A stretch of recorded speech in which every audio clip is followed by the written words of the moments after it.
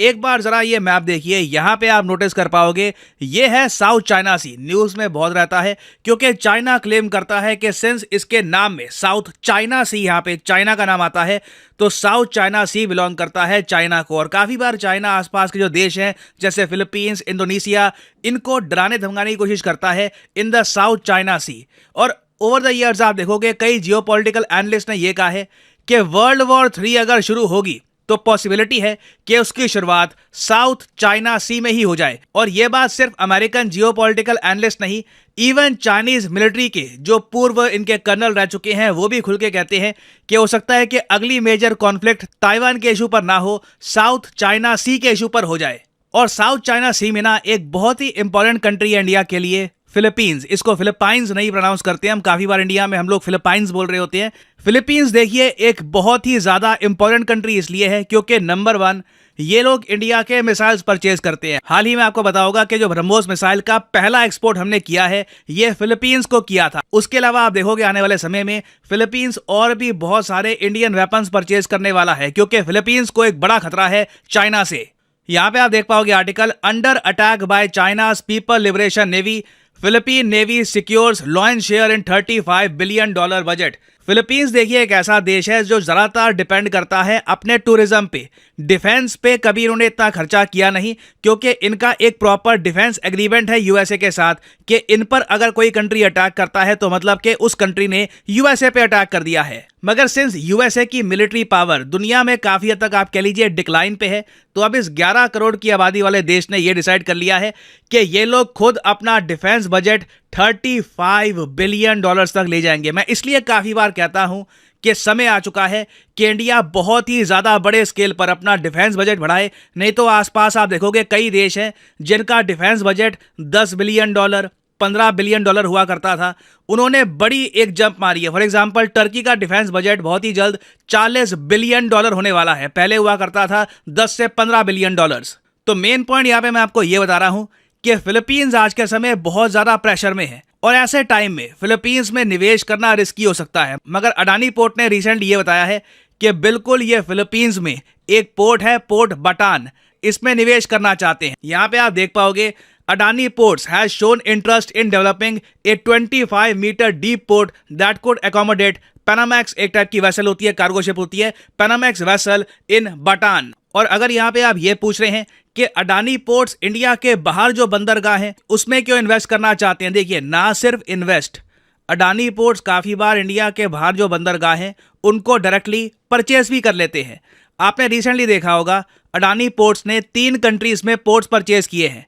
एक इजराइल का Haifa port, आपको याद है हाइफा पोर्ट के बारे में, इसे $1.2 बिलियन मतलब के रफली 10,000 करोड़ रुपए में पूरा जो हाइफा पोर्ट है इजराइल का, ये अडानी पोर्ट्स ने परचेज कर लिया था। ये इजराइल के जो ऑनवॉय हैं टू इंडिया, इन्होंने ये इन्फॉर्मेशन रिवील की थी। फिर इजराइल के बाद अगर हम देखें श्रीलंका को, तो श्रीलंका में देखिए एक बहुत ही बड़ा पोर्ट टर्मिनल है, ये अडानी डेवलप कर रहा है और यूएसए ने $553 मिलियन अलग से एलोकेट करके ये डिसाइड किया है कि ये इन्वेस्ट करेंगे अडानी के श्रीलंका पोर्ट प्रोजेक्ट में। और उससे पहले आप अगर जाओगे 2016 में, तो यहाँ पे आप देख पाएंगे article, Adani bias Australian port operator from Glencore. तो ऑस्ट्रेलिया, इजराइल और श्रीलंका, इसके बाद अब अडानी ने टारगेट कर लिया है फिलीपींस को।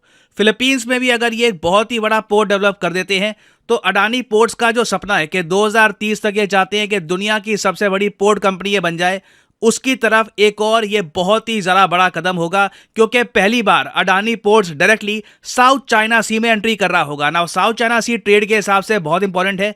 अगर हम नंबर्स की बात करें तो दुनिया का 1/3 जो ग्लोबल मैरीटाइम ट्रेड है, मतलब यहाँ पे मैं बात कर रहा हूँ $3.37 ट्रिलियन ऑफ ग्लोबल ट्रेड, ये पास करता है फ्रॉम साउथ चाइना सी। क्योंकि आप इमेजिन कर सकते हैं जापान इंडिया को ट्रेड करना है यहाँ से गुजरेगा, चाइना और जापान को ट्रेड करना है वो भी काफ़ी बार साउथ चाइना सी से गुजरता है, इंडिया चाइना को ट्रेड करना है अगर मैरीटाइम ट्रेड करना है वो भी साउथ चाइना सी से गुजरेगा, आसियान कंट्रीज और चाइना जो ट्रेड करते हैं वो भी साउथ चाइना सी से ही गुजरता है।